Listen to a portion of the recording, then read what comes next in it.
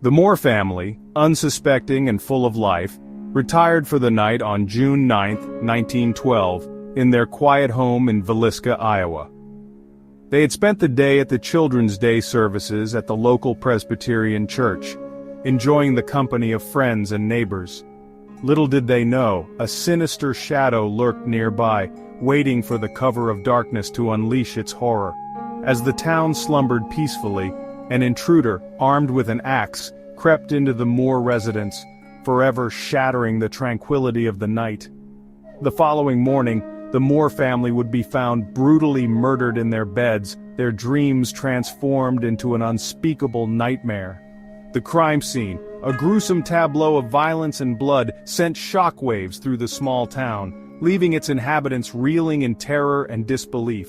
The killer vanished into the night, leaving behind a chilling legacy that continues to haunt the town of Villisca to this day. The next morning dawned bright and sunny, oblivious to the unspeakable horror that had unfolded just hours before. Mary Peckham, a neighbor of the Moores, noticed an unsettling silence hanging over their house. The Moore children, usually boisterous and full of life, were nowhere to be seen. A sense of foreboding creeping into her heart, Mary Peckham approached the Moore residence, her hand trembling as she knocked on the door. Silence. She tried the doorknob, surprised to find it unlocked. Stepping inside, she was greeted by an eerie stillness that sent chills down her spine. It was then that she noticed the bloodstains, dark and ominous, staining the floors and walls. The scene that greeted the authorities in the Moore house was nothing short of horrifying.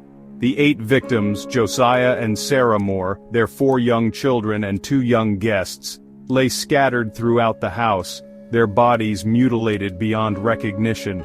The murder weapon, an axe belonging to Josiah Moore, lay discarded on the floor, still bearing the gruesome evidence of the heinous act. The killer had meticulously covered all the windows and mirrors in the house with sheets, shrouding the scene in an eerie darkness. Despite the extensive investigation and numerous suspects, the case remained unsolved, leaving a lingering sense of unease and fear in its wake. The investigation into the Villisca axe murders was extensive, with authorities interviewing hundreds of individuals and pursuing numerous leads. Theories abounded, ranging from a vengeful acquaintance to a possible serial killer operating in the area. One suspect who emerged from the shadows was Reverend George Kelly, a traveling minister who had visited Villisca around the time of the murders. Kelly, who was known to suffer from mental instability, confessed to the crime while in custody for a similar murder in Kansas. However, inconsistencies in his confession and lack of concrete evidence led to his release.